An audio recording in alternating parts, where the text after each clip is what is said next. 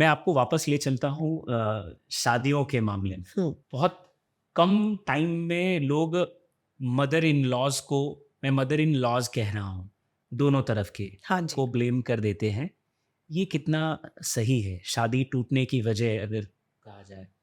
देखिए जनरलाइज़ नहीं कर सकते। मेरे पास मदर इन लॉज़ भी आती हैं जो बेचारे अपने बहू की बहू की अब्यूज़ और टॉर्चर से परेशान होके थेरेपी लेने आई हैं। तो ऐसा ज़रूरी नहीं है कि सब mother in laws he villain है, क्योंकि आज जो बहू है जी, वो कल मदर इन लॉ बनने वाली है। एग्ज़ैक्टली। पर ये मैं ज़रूर कहूँगी कि जैसे मैंने इससे पहले ही बात की कि अगर माँ-बाप अपने बच्चों की लाइफ़ में ज़रूरत से ज़्यादा घुसे रहेंगे, अगर उनको प्रॉब्लम सॉल्व नहीं करने देंगे, अगर माँ-बाप ने ही बच्चों का बचपन से एडल्टहुड तक सब कुछ ही कर रखा है, तो जब शादी होती है तब सडनली अभी बच्चों को इंडिपेंडेंस नहीं दे पाते माँ-बाप। तो तभी हुँ, ज़्यादा से ज़्यादा मदर इन लॉ के साथ प्रॉब्लम्स तभी होते हैं जब वो वाइफ को लगता है, हस्बैंड को लगता है कि मदर इन लॉ ज़रूरत से ज़्यादा हमारी लाइफ में दखल अंदाज़ी कर रही है। She is interfering too much. वो क्यों इंटरफियर करती है? इरादे तो देखिए सबके अच्छे ही होते हैं। जी। ये वही माँ है जो शादी से पहले बच्चे को खिलाती थी, चाहे वो 25 साल का क्यों ना हो,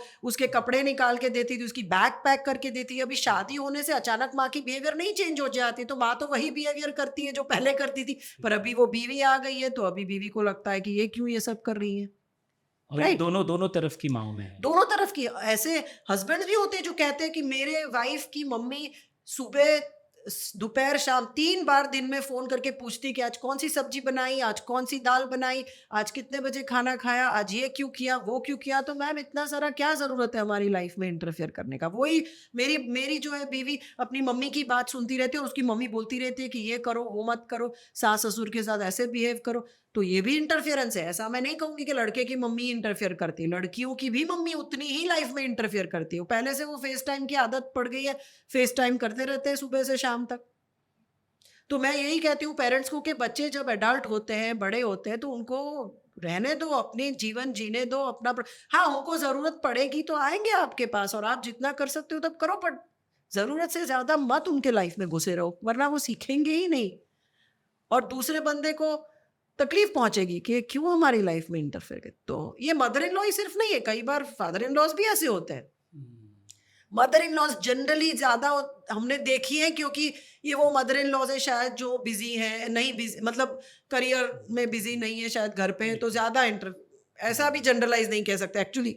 हुँ, सब किस्म की मदर इन लॉज होती है। जी। वर्किंग मदर इन लॉ जो डॉक्टर्स है वो भी कई बार बहुत घुसी रहती हैं अपने हुँ, बेटों-बेटी के जीवनों में। तो मैं तो ये कहती हूँ कि जैसे बच्चे बड़े हो जाएँ, प्लीज़ उनको एक इंडिपेंडेंट यूनिट की उनका तरह ट्रीट स्पेस किया जाए। दे दो। हाँ, हाँ, बिल्कुल। उनके डिसीज़न्स उनको खुद लिए लेने दो। ये तो आपने रेगुलर रूटीन बातें कही ना, हाँ, जो हर हाँ। दिन की हैं हाँ। कि ये करो, ये ना करो। लेकिन जब उनके बच्चों की शादी ऐसे मोड़ पे आ जाए कि अब वो शायद टूटने वाली है, उस केस में वो कई बार ऐसा देखा जाता है कि एक तरफ के लोग अग्रेसिव हो जाते हैं। मैं और वो एक कोई भी साइड हो सकता हाँ, है। हाँ, हाँ। कभी लड़की की मदर या फादर ये कह सकते हैं कि हमने तो आपको अपनी बच्ची दी थी, अब इतने अरमानों से दी थी, इतना आपने बताया था कि आपका बड़ा परिवार है, ये है, वो है, और आपने हमारी बच्ची की क्या हालत कर दी। एट द सेम टाइम कई बार लड़के वाले कहते हैं हाँ। कि हमारा बेटा तो बहुत सीधा था, ये आपकी बेटी आई तब से वो हमसे बात करना उसने कम कर दिया, वो ये वो। तो जब ऐसे सेंसिटिव मोड पर बच्चों की शादी हो, उस वक़्त कैसे डिसीज़न लिए जाएँ? देखिए, उस वक़्त भी मेरे हिसाब से पेरेंट्स को अपना पॉइंट ऑफ व्यू देना चाहिए कि जैसे हमारा ये पॉइंट ऑफ व्यू है, पर लाइफ़ तो उन दोनों को ही जीनी है, तो अल्टीमेट डिसीज़न तो कपल का ही होना चाहिए ना, क्योंकि पेरेंट्स 24 घंटा तो आपकी लाइफ़ नहीं जी रहे। पेरेंट्स जी, तो आपकी लाइफ़ का एक हिस्सा है ना। जी। आपको तो लाइफ़ आपके पार्टनर के साथ जीनी है और बच्चे उन्हीं के साथ रेज़ कर रहे हैं और अगले 50-60 साल आपको उसके साथ। तो बिल्कुल। पेरेंट्स को अपना पॉइंट ऑफ व्यू ज़रूर देना चाहिए। पेरेंट्स को अपना जो मंतव्य है वो शेयर करना चाहिए। ऐसा मैं नहीं कह रही हूँ कि उनका कोई रोल ही नहीं है, ख़ास करके जो वो फैमिलीज़ में जहाँ पे साथ में रहते हैं पेरेंट्स। बिल्कुल, क्योंकि उन पर भी असर पड़ती है ना। आज अगर ज़ाहिर-सी बहू बात है। मिसबिहेव करती है या तो बेटा मिसबिहेव करता है, तो असर तो सब पे पड़ती है। तो जो इम्पैक्टेड है मेंबर्स, उनको ज़रूर अपना पॉइंट ऑफ व्यू देना चाहिए, बट अल्टीमेट डिसीजन तो कपल का ही होना चाहिए, क्योंकि वो एक यूनिट है।